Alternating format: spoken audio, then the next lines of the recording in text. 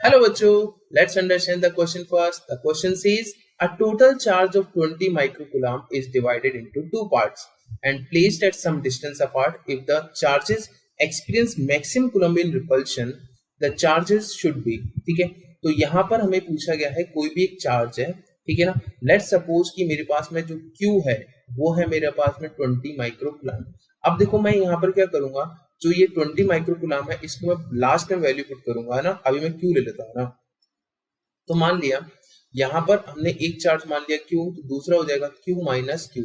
अब ये कोई पर्टिकुलर डिस्टेंस से मान लो R पर रखे हुए दोनों चार्ज हो गई है ना, ठीक है। ये दोनों चार्जेस किसी पर्टिकुलर डिस्टेंस R पे रखे हुए हैं, तो इनके पीछे जो फोर्स लग रहा होगा, रिपल्शन फोर्स लग रहा होगा, that is K Q minus Q upon R square. ये हो गया। अब ये जो फोर्स है वो मैक्सिमम होना चाहिए इन टर्म्स ऑफ Q, ठीक है ना। तो हम बोल सकते हैं F should be maximum then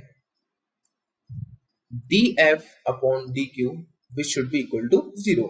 चलो dF अपॉन dQ निकालते हैं, तो हमारे पास dy dQ, F का वैल्यू कितना है हमारे पास में, ये हो जाएगा KQ अपॉन R स्क्वायर। और इसको थोड़ा सॉल्व कर लूं मैं, यहाँ पर इस Q को भी मैं अंदर मल्टीप्लाई कर लेता हूँ, तो K अपॉन R स्क्वायर यहाँ हो जाएगा QQ minus Q square upon equal to 0, इस तरह से। चलिए इसको थोड़ा सॉल्व किया जाए तो यहाँ हो जाएगा K अपॉन R स्क्वायर और इधर हो जाएगा Q minus 2Q equal to 0। तो यहाँ से Q का वैल्यू आएगा Q बाई 2। अब देखो Q का वैल्यू Q बाई 2 आ गया, तो अगर ये Q बाई 2 है तो ये भी Q बाई 2 होगा।